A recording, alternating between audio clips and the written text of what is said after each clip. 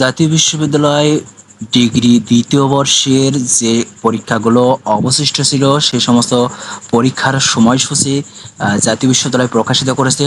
তোমরা জানো যে ছাত্র আন্দোলনের যে কোটা আন্দোলন গেল সেই সময় কিন্তু তোমাদের পরীক্ষা চলমান ছিল এবং এই আন্দোলনে কিন্তু তোমাদের পরীক্ষা স্থগিত হয়ে গিয়েছিল এবং পরবর্তীতে কিন্তু যেগুলো পরীক্ষা বাদ ছিল সেই পরীক্ষার রুটিন কিন্তু প্রকাশিত করেছে।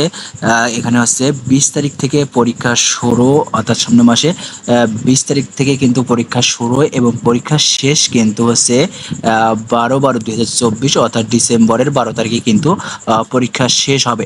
এবং এর সাথে যদি পরবর্তীতে কোনো আপডেট নোটিশ আসে যে মানে সময়সূচি পরিবর্তন বা দেখা যাচ্ছে কোনো পরীক্ষার স্থগিত সংক্রান্ত যদি কোনো নোটিশ যদি প্রকাশিত করে সাথে সাথে জানিয়ে দেওয়া হবে।